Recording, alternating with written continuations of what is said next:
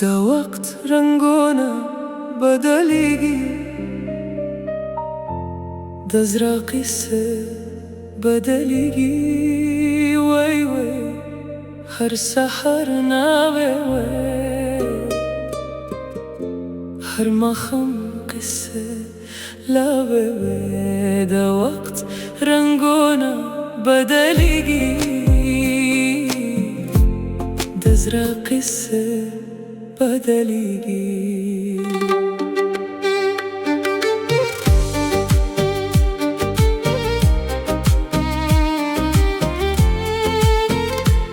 چې ماشوم و دنیا اسانه وه،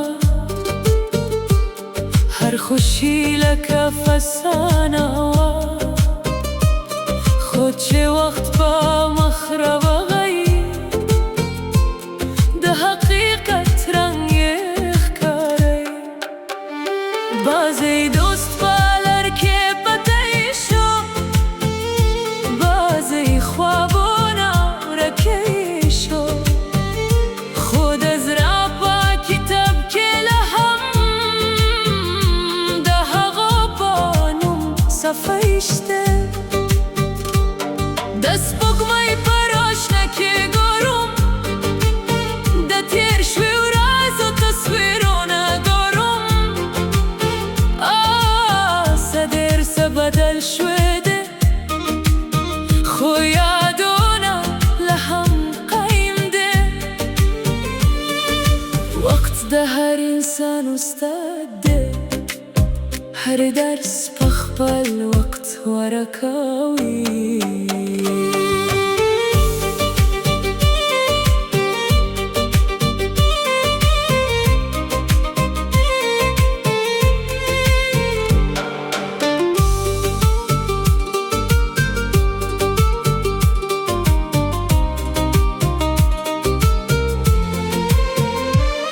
د کامیابی په لار روان یم، د برجایونه سبق اخلم.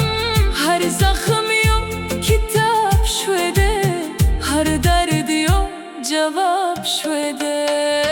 د ماښام په خاموشي کې د زړه آواز اورېدم، چې وخت تېرېږي چاته نه درېږي، خو یادونه په زړه کې پرېږدي. که دنیا بدله شي هم، که حالت بدل شي هم، د امید څراغ به بل وي، د زړه سفر به قایم وي. هر سهار یو موقع ده، هر ماښام یو قصه ده. زه لا هم په لار روان یم، د خپل ارمان په تلاش یم. چې آخر د سفر راشي،